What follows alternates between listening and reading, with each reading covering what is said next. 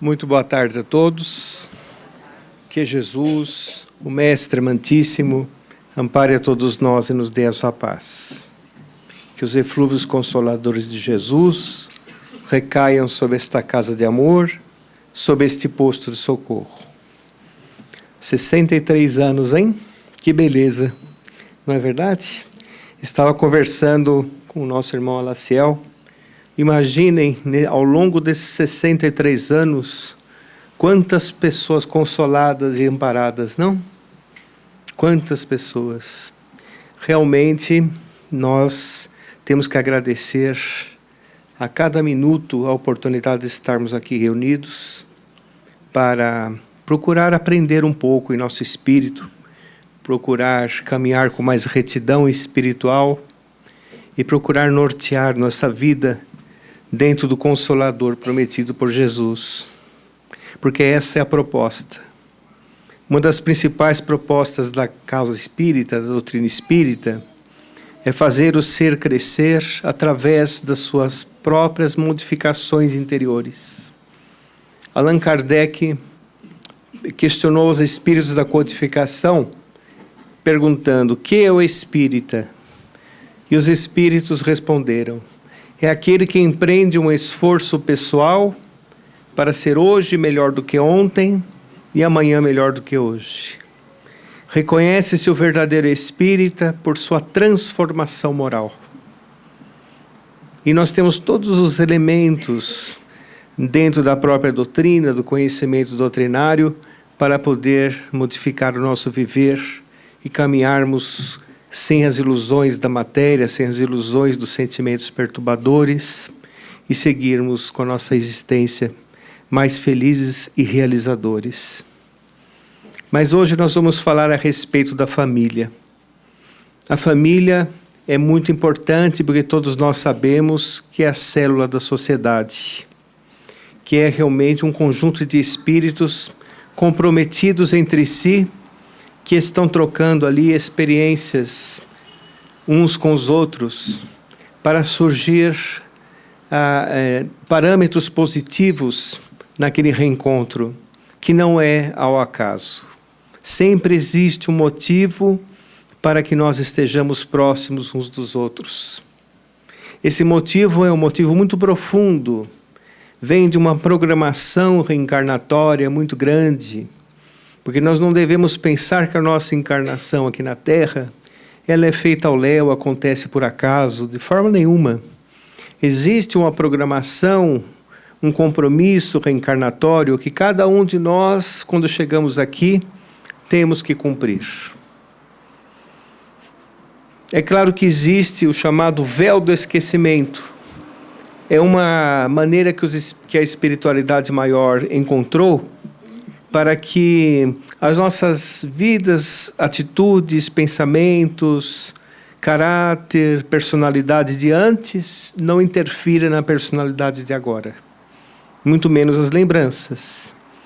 Porque nós podemos ter a lembrança, se não fosse esse véu do esquecimento, poderíamos ter a lembrança, por exemplo, que uma pessoa perto de nós, perto de nossa família, muito próxima dentro da família, foi um algoz do passado ou que nós tenhamos sido algoz dessa pessoa.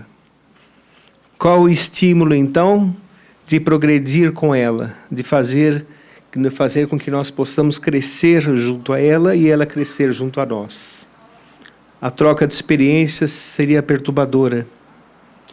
Então, os laços consanguíneos são muito importantes no elemento assim de aproximação e de uma nova maneira de abordar aquele indivíduo que está perto de você, como foi falado, não por acaso. O capítulo 700, a pergunta 774 do Livro dos Espíritos fala muito claramente a respeito da família espiritual e a família corporal. A família espiritual é fortalecida pelos laços de afinidade. Essa afinidade se prolonga até que os espíritos estejam depurados. Os laços espirituais. E tem os laços corporais. E os espíritos foram taxativos em dizer: os laços corporais são tão frágeis quanto à matéria. Então, nós gostaria de rememorar, abrindo um parênteses, para nós podermos falar um pouco a respeito disso do ponto de vista reencarnatório. Nós já comentamos aqui nesta casa algumas vezes, eu gostaria de comentar de novo para ilustrar o que nós vamos falar.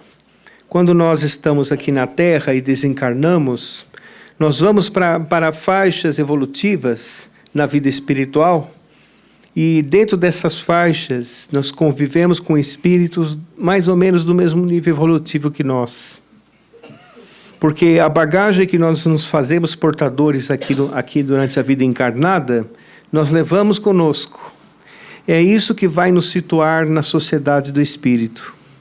E ao chegar lá, temos essas experiências com espíritos compatíveis conosco, mas quando nós reencarnamos, essas vibrações variadas, esses pontos de vista variados, esses níveis evolutivos variados, essa mescla evolutiva existe aqui na Terra. Misturam-se aos níveis de entendimento e de evolução, muitas vezes dentro da própria família. Muitas vezes dentro da própria família. Existe um capítulo do Evangelho que fala a respeito dos parentescos, não é? Os parentescos. Existem parentes que estão reencarnados perto de nós a primeira vez. Primeira vez. A primeira vez eles estão próximos de nós. Eles não vêm vinculados a nós por aquele laço de afinidades. Eles vêm reencarnados a nós por necessidade. E muitos estão próximos a nós, seguindo uma didática de vida, de aprimoramento do espírito. Nós vamos aprender com eles e eles vão aprender conosco. Então, para que nós possamos conviver com uma pessoa que pensa muito diferente de nós, que é muito diferente, que tem um ideal muito variado que o nosso, o que nós precisamos para conviver com essa pessoa?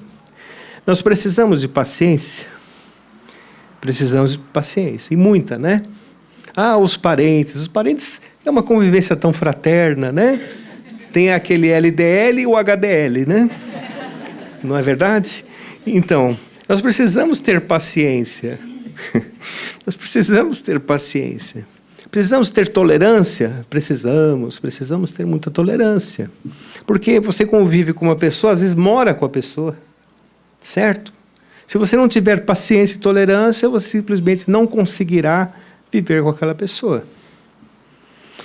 Podendo pôr por água abaixo um plano reencarnatório de convivência com aquela pessoa lá. Porque nós sabemos que na vida espiritual, muitas de nossas provas, nós é que escolhemos. É claro que para o espírito escolher uma prova, ele precisa já ter uma certa consciência, ele precisa ter um certo entendimento, já precisa ter percebido que ele sofre na vida espiritual, ele sofre de arrependimento por conta dos seus desmandos. Então ele fala assim, olha, eu gostaria de voltar com aquela pessoa para eu poder me recuperar com ele. E quando voltam juntos, muitas vezes começa um antagonismo, entre aspas, gratuito, devido à desafinidade espiritual. Certo? Começa aquele antagonismo gratuito. E a pessoa que tem a felicidade de se espiritualizar, de alguma forma que seja, pode ser em qualquer religião. Se ela consegue se espiritualizar de alguma forma, ela vai conseguir passar por esses momentos, assim como todas as provas da existência, de uma maneira muito mais sadia. Ele vai conseguir, no íntimo do ser, se lembrar de alguma combinação da vida espiritual, mesmo que ele não lembre da combinação em si, mas ele vai já começar a perceber que ele necessita conviver com aquela pessoa.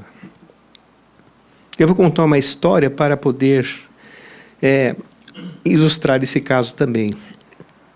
Eu conheci uma senhora que ela veio nessa encarnação, a pessoa não afeita ao casamento. Ela nem queria se casar. Ela bloqueava completamente qualquer ação desse tipo. Tinha uma vida independente, uma vida... ela vivia sozinha, trabalhava, tudo, fazia tudo direitinho, mas tinha sua vida independente e não queria saber de ninguém ao seu lado.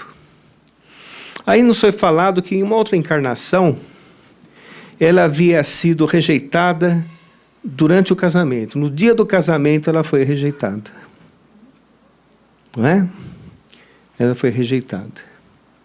E naquela época, que ela estava reencarnada, mais ou menos século XIX, final do século XIX, início do século XX, quando a mulher era rejeitada ou permanecia solteira, ou ela virava religiosa, ou ela permanecia solteira. Não era muito comum as pessoas se casarem outra vez, né, naquela época. E aí ela optou, mesmo movida pela revolta, a se tornar religiosa. E nessa encarnação, ela veio com uma espécie de bloqueio. Veio com uma espécie de bloqueio para isso, para as relações entre uma pessoa e outra. Quando não foi uma fase da existência, ela se viu muito solitária, bastante solitária. E ela resolveu, então, adotar uma criança. Ela tentou adotar várias vezes uma criança. Vocês sabem que no Brasil a luta que é adotar uma criança, não é? Com tanta criança abandonada, vocês sabem que no Brasil existem 8 milhões de crianças abandonadas. Quase a população de São Paulo, não é? Mas é uma dificuldade. E ela tentou, ela lutou, conseguiu adotar uma criança. Em meio a umas 100 crianças, ela escolheu aquele menino que olhava para ela com os olhos fixos e felizes. Escolheu aquele menino lá. Hoje ela trouxe para junto a ela, fez aquelas experiências para ver se adaptava. O menino se adaptou com alguma revolta. Ele teve uma crise de abandono. Você sabe que a criança adotada tem a chamada crise de abandono. Ele sente que vai ser abandonado a qualquer momento. E até que se passe essa fase é muito difícil. A criança ela tinha muita revolta, mas ela sempre resignada, sempre tentando realmente. Essa senhora é espírita, né? Essa senhora, esqueci de falar isso.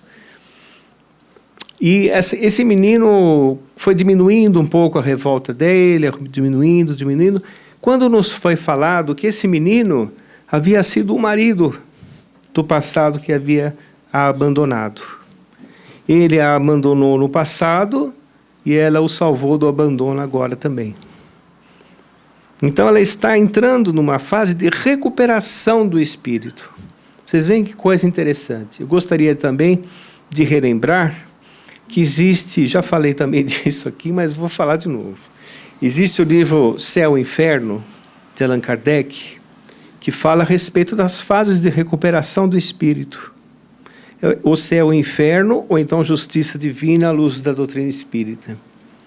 E existe no centro do livro, nos capítulos centrais, uma parte que se chama Código Penal de Vida Futura.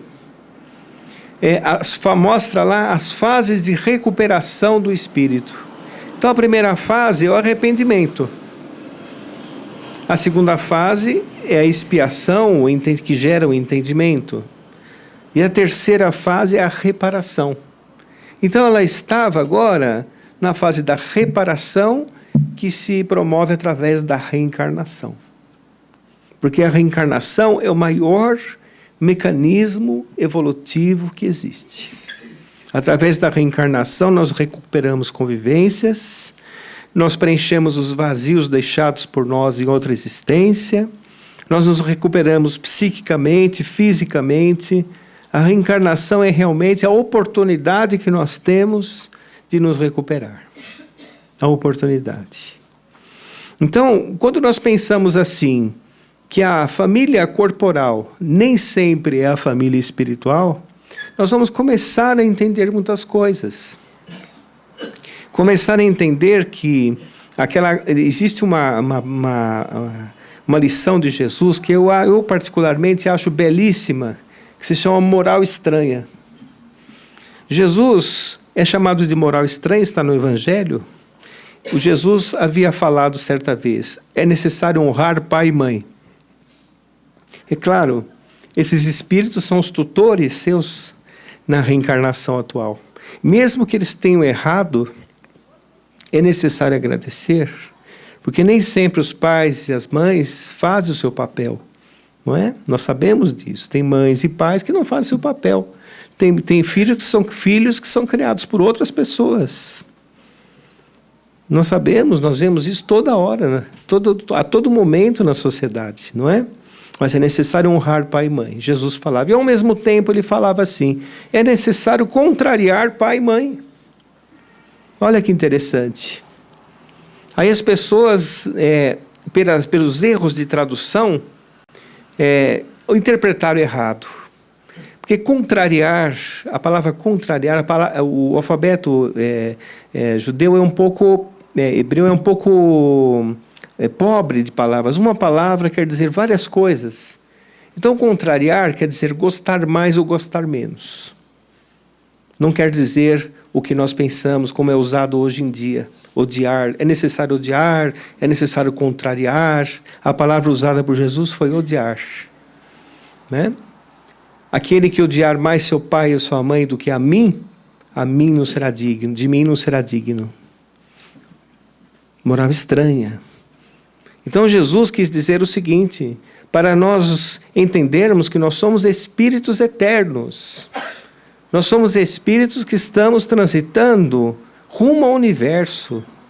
E que aquelas pessoas que estão próximas a nós, que nós devemos respeitar, devemos amar, que estão no papel de pai, de mãe, tem que ser realmente cultivado por nós dentro do amor e da fraternidade e do cuidado.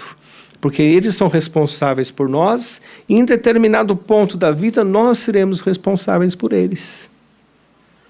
Então é uma união espiritual muito importante, mas é principalmente enaltecer a vida espiritual do que a vida corporal. Porque segundo o Evangelho diz assim,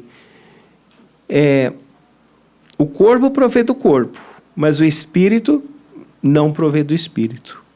O espírito existia antes do corpo. Então, o que os pais atuais fazem? Eles emprestam, vamos dizer assim, modernamente falando, a escala genética. A parte genética, porque nós reencarnamos na família que é geneticamente compatível com os nossos resgates. Tem isso também.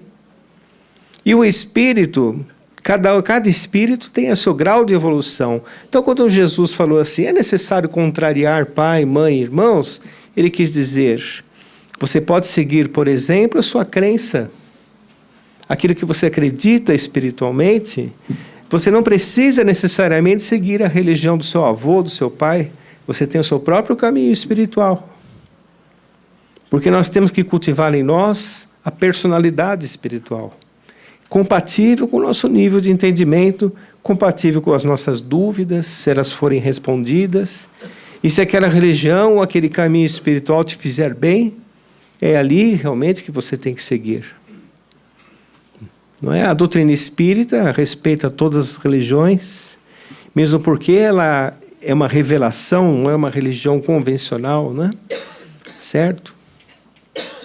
E Jesus estava então pregando ali na casa de Pedro e falaram para ele assim, mestre, aí fora está a sua mãe e os seus irmãos, eles querem que você vá com eles.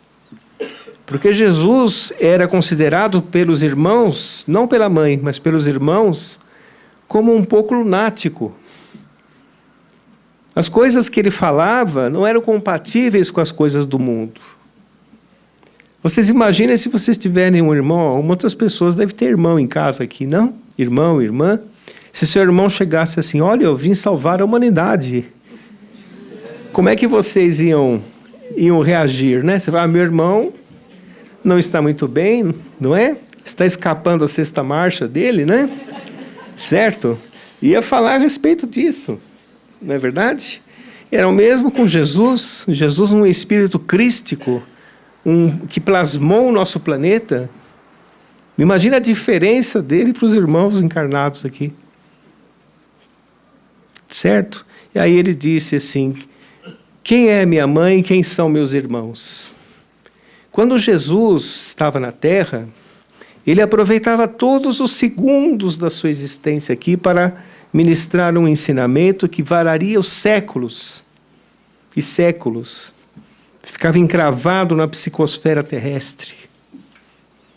Ele que estava falando da grande família universal. Todos nós somos uma grande família, com aqueles espíritos que necessitam estar perto de nós. Porque na vida espiritual, por exemplo, existe espíritos que foram suas mães, seus pais, seus irmãos, e que não necessariamente reencarnaram nessa vida aqui. E que hoje são amigos espirituais. Hoje são amigos espirituais. Então todos nós estamos colocados na existência num local exato e na hora certa, no tempo certo que nós necessitamos. E rodeado das pessoas certas que necessitamos. A nossa postura perante a existência e perante as convivências é que vai fazer com que nós possamos passar bem por aquelas provas, passar bem por aquelas convivências, porque não sabemos se a outra pessoa tem dificuldade em conviver conosco também, pode ter. Às vezes julgamos a outra pessoa difícil, mas difícil somos nós. Não é verdade? Temos muito disso também. Temos o hábito de cuidar da vida do outro, não? Certo? Precisamos parar de espiar a vida do outro com S para não espiar com X depois. Não é verdade? Pois é. Precisamos parar com isso. Porque as pessoas que estão perto de nós por um motivo importante. E aquelas afinidades espirituais? Tem muitas afinidades espirituais dentro de uma família. Existem aqueles espíritos, 1, 2, 3, que são realmente aqueles que caminham juntos há muito tempo com você. E que vão te ajudar, e nós vamos ajudá-los também, a conviver com aqueles outros espíritos que estão lá a primeira vez. E aí, todos unidos conseguirão. Todos unidos conseguirão. Eu vou contar uma historinha aqui para deixar o assunto mais leve um pouco, que muita gente está pensando na família, no irmão, na tia, né? Não é verdade? É aquela história do HDL e LDL. Mas nós vamos pensar. Diz que tinha uma moça que não gostava da sua sogra. Essa é mais conhecida. Mas não gostava da sua sogra. E ela diz que ela foi num sábio. E nesse sábio, ela disse assim, olha, eu não aguento mais a minha sogra. Quero tirar a convivência dela comigo. Eu nem vou falar a palavra porque é muito pesada. Eu quero tirar a convivência dela comigo. Aí o sábio disse assim, olha, está vendo esse pozinho aqui? Coloque todos os dias na comida dela, esse pozinho. Todos os dias você vai lá e coloca esse pozinho. Mas como as pessoas sabem que você é muito antagônica à sua sogra, você muda a sua atitude com ela. Começa a conversar, sorrir com ela, conta casos leves, sai com ela para passear. E ela começou a fazer isso. E a sogra começou a gostar dela e ela da sogra. E começaram a conviver, surgiu a simpatia, não é? Surgiu a simpatia. Aí ela foi correndo no sábio e falou assim, eu não quero mais acabar com a minha sogra. Ela é para mim agora como se eu fosse a minha mãe, e eu como se eu fosse a sua filha. Aí o sábio falou assim, muito bem, continue assim. Mas e o antídoto do pozinho? Aquilo era vitamina. Falou. Então, veja, mudou a atitude. Então, algumas antipatias nossas são gratuitas. Não são necessariamente vinculadas ao passado. Basta nós mudarmos a nossa atitude. Por exemplo, uma pessoa idosa, uma pessoa que entra na fase mais avançada da idade, ela necessita de paciência e tolerância. Necessita. As pessoas que convivem com ela necessitam. Assim como ela era necessário paciência e tolerância na fase infantil. Então, às vezes, a pessoa que não raciocinou sobre isso, que não pensou sobre isso, trata de uma maneira intolerante, começa a gerar uma impaciência. Parece que nunca vai envelhecer, não é verdade? E todas as fases da vida têm a sua beleza, mas também todas as fases da vida têm suas limitações. A pessoa mais jovem não tem limitações físicas, mas tem limitações da inexperiência. A pessoa idosa tem limitações físicas, mas é ilimitada na experiência, tem várias experiências na existência. Não é? Tem mais serenidade, sabe lidar melhor com os problemas. Então, tudo tem os seus limites e as suas qualidades. Então, vejam como é interessante, né? Não só, se nós olharmos como Jesus, a grande família terrena, nós vamos perceber que nosso trabalho, por exemplo, é como se fosse uma família também, né? Nós passamos, às vezes, mais tempo no trabalho do que em nossa própria casa, em nossa própria família. E aí você vai conviver com pessoas que são difíceis. São difíceis. Pessoas boas, pessoas que ajudam. Você que já está com os eflúvios consoladores do Espiritismo em seu coração, quando ver uma pessoa nova que chega do trabalho com uma certa dificuldade, o que você vai fazer? Você vai chegar para ela e falar assim: meu filho, você está com alguma dificuldade? Você quer que eu te ajude em alguma coisa? Se você tiver alguma dúvida, eu estou sentado ali, pode me perguntar. Agora, se você não está com o coração voltado a isso, você vai querer que aquela pessoa tenha a mesma experiência que você tem de 20 anos de empresa. Acabou de chegar. Deve ter acontecido com todo mundo isso aqui, né? Todos aqui devem ter passado por isso. É uma maneira de abordar as coisas, né? Abordar a vida, abordar a existência, abordar a relação entre as pessoas. É muito importante. Por isso que a doutrina espírita é uma bênção, porque você sabe que as dificuldades que você carrega em seu coração têm uma origem. Elas têm uma origem. A origem é no seu passado em que você estava desatento. Seu passado delituoso, muitas vezes. E você está tendo novas oportunidades nesta existência. Aí você tem um sentimento que ainda é perturbador, que te afasta das pessoas, te afasta das convivências. É ali que você tem que trabalhar. A sua reencarnação é exatamente, certamente, podemos dizer isso com certeza, que uma das suas necessidades na atual reencarnação é trabalhar os sentimentos que ainda não foram trabalhados e que te fazem sofrer. Porque a pessoa que não é solidária termina solitária. Sempre, né? Quando ninguém serve, ninguém presta, ninguém consegue, ela se vê solitária. E essa questão da solidão, ela é muito relativa, né? Tem pessoas que estão cercadas de gente e são solitárias. Tem pessoas que têm uma vida mais reservada e não se sentem solitárias, porque elas estão preenchidas, muitas vezes, por sentimentos mais enobrecidos. Pode acontecer. Ou a pessoa pode ser reservada porque é egoísta mesmo. Pode ser também. Não é? Então, é uma análise que nós estamos fazendo para ver que isso se reflete em toda a família. Em toda a família. Nós vemos os jovens de hoje em dia, não é? Os jovens de hoje em dia estão reencarnando numa fase espiritual, espiritualmente histórica. É a fase de transição planetária. Então, os jovens de hoje são muito diferentes do jovem de 20 anos. E 20 anos é pouco tempo, não é? Pouco tempo. As informações vêm muito rápidas, pouca convivência interpessoal.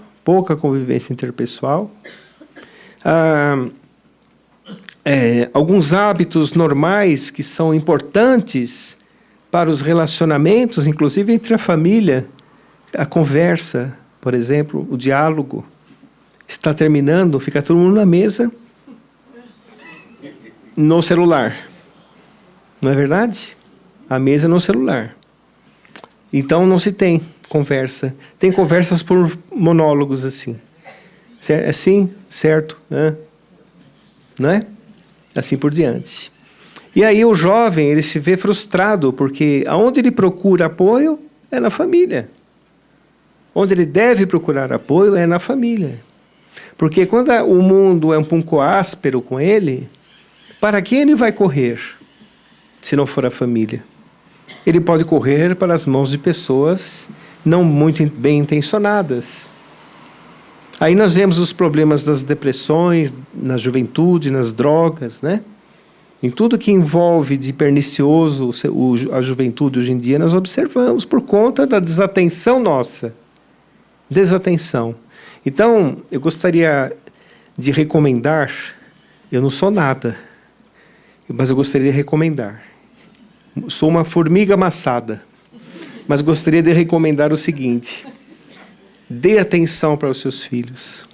Dê atenção, ou netos, ou filhos. Quando ele falar alguma coisa que aparentemente é coisa de criança, é coisa que não tem sentido, dê atenção, porque para ele é importante. Para ele é muito importante. Ele está formando o seu psiquismo, formando a sua personalidade, as suas escolhas. Então é necessário dar atenção. Não é? E do ponto de vista espiritual, você pode estar se recuperando com aquele espírito que está ali. Porque muitas vezes a revolta de um filho ou de uma filha com os pais vem do passado também. Não vamos dizer que todas são assim, mas muitas delas vêm do passado. Em um determinado momento brota aquele antagonismo de casos do passado, como falou o Evangelho. Algumas vezes é a primeira vez que estão juntos, para reparar. E a família espiritual pode ser, por exemplo, essa aqui. Certo? Que estão unidos pelo ideal, por um ideal um pouco maior, mas sem desmerecer a família terrena, que é muito importante para a nossa vida. É ali que nós vamos forjar o nosso espírito. Forjar o nosso espírito. Ali que nós vamos realmente crescer. Porque imagine uma coisa, às vezes a pessoa viaja quilômetros e quilômetros para fazer a caridade, ou para ver uma instituição que faz caridade, sendo que a caridade pode ser feita na sua própria casa ou na sua própria residência. Nós estamos indo para o mundo de regeneração. Aí as pessoas podem comentar assim, mas o mundo de regeneração, será que eu estou preparado para o mundo de regeneração? Eu me lembro de Jesus falando, os mansos e pacíficos herdarão a terra. Meu Deus, será que eu já sou manso e pacífico? Acabei de achar ruim com meu vizinho, reclamei do meu chefe, briguei com meu filho. Não é? Os mansos e pacíficos herdarão a terra. A porta estreita. Ou seja, aqueles que forem mansos e pacíficos passarão pela porta. Meu Deus, a pessoa pode se assustar com isso. Não é? Mas eu gostaria de comentar uma coisa. Todos nós podemos transformar o seu coração num coração regenerado já. Mesmo com as convivências difíceis que muitas vezes estão ao seu redor. Fazendo a sua parte. Educando sua casa mental. Educando seu pensamento. Educando seus sentimentos. Porque os sentimentos, eles não devem brotar do impulso. Eles têm que brotar do raciocínio.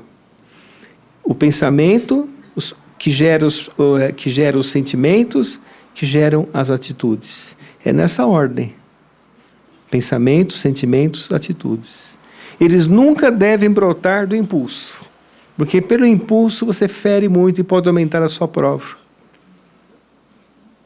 Então você já está se preparando para o mundo de regeneração. Você tem uma tropeçada, não faz mal. É a grande escola que é a Terra. O importante é você ter uma referência para poder se levantar e seguir. Isso que é importante. E o seu lar? Seu lar já pode ser um mundo regenerado. Olha que coisa interessante. Você pode, por exemplo, controlar o palavreado na sua casa. Você pode controlar os programas de televisão. Você pode recorrer à prece, ao Evangelho. Você pode fazer um ambiente asseado, um ambiente limpo. Pode fazer várias atividades dentro do seu próprio lar que faz com que o seu lar possa ser um protótipo, vamos dizer assim, de um mundo regenerado. Aí a pessoa pode dizer assim, mas quando eu saio na rua, é aquela confusão, é aquele desastre, é aquela pressão. Sim, é aquela pressão. Mas se você já está com o coração modificado, você passará por esta pressão, tal qual uma embarcação que é bem controlada, bem projetada, que passa pela tempestade e continua íntegra. Então acontece desta forma. Tudo depende de nossa atitude, da atitude que nós temos. Então, quando nós olhamos a nossa família, nós temos que olhar para ela dizendo assim, existem aí espíritos necessários para mim e eu necessário para eles.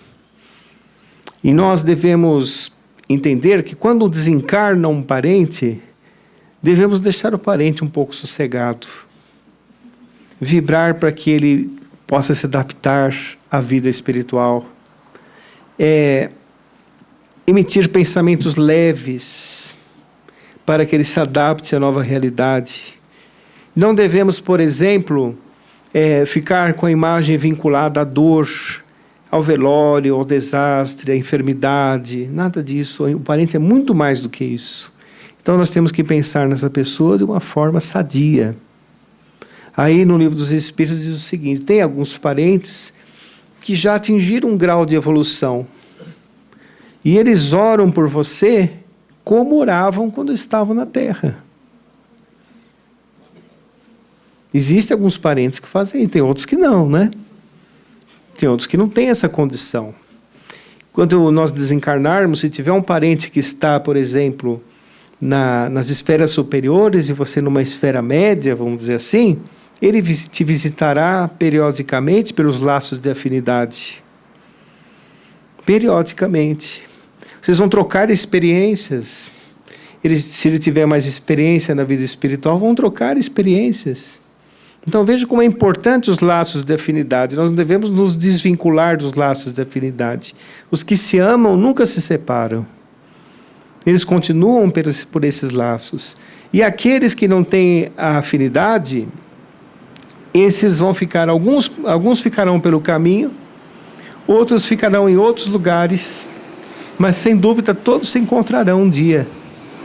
Todos se encontrarão, para que possam então lembrarem-se dos momentos que tiveram juntos, em que não conseguiam estar juntos e que agora pode ser que estejam. Entende? Então todos nós estamos nessa situação. As pessoas que estão perto de nós não estão por acaso. Existem parentes que estão primeira vez conosco. Existem aqueles que pelos laços de afinidade estão há muito tempo. E temos que entender que a família é um conjunto de espíritos comprometidos que estão juntos trocando experiências. Eu gostaria de lembrar uma frase de Jesus, uma passagem de Jesus, quando ele estava ao alto da cruz, ele olhou para Maria, olhou para Joana de Cusa, olhou para Maria Madalena e para João, o discípulo amado João Evangelista, e disse assim para Maria, mulher, eis o seu filho, filho, eis a sua mãe.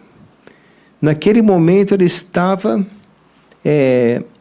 categorizando ou dando a função para Maria ser a mãe da humanidade, né? Pensando na humanidade como uma grande família. Nós temos que pensar nisso. Não podemos fazer com que nossa família seja o único ponto de vista nosso. O único ponto de vista. São importantes, mas então nós temos que pensar também na grande família. Aquele irmão que está na sarjeta é o nosso irmão que está na sarjeta. Então, quando nós estivermos num mundo superior, quando nós somos espíritos mais bons, espíritos benévolos, nós vamos sentir vergonha de um irmão nosso estar na sarjeta. Hoje, a pessoa passa por isso, acha comum, acha como se fosse uma parte da paisagem, né? Mas não é, não. É um ser humano que está ali, não é? Então, mas Maria, mãe de Jesus, hoje é uma dos espíritos responsáveis pelas esferas superiores e a Terra. É um espírito que socorre os piores casos da humanidade e que, sem dúvida nenhuma, é a mãe da humanidade. Então eu vou contar um caso que é assim. Diz que Judas estava sofrendo nas regiões difíceis do mundo espiritual. Era um lugar de muito sofrimento. E Judas estava chorando, corroído pelo remorso, né? Corroído pelo remorso. Foi quando aproximou-se dele uma mulher que disse assim, ela estava envolta de uma intensa luz e disse assim: meu filho, vem até mim. Eu vou te levar para um remansoso e confortante abrigo, junto ao meu coração. E Judas, nesse instante, como quem olvidasse a própria dor gigante, perguntou: quem sois vós? Por acaso sois divina mulher irradiando amor? Ou anjo celeste de quem presinto a luz? Ela então, olhá-lo frente a frente, respondeu simplesmente: meu filho, eu sou Maria, a mãe de Jesus. Que assim seja. Muito obrigado.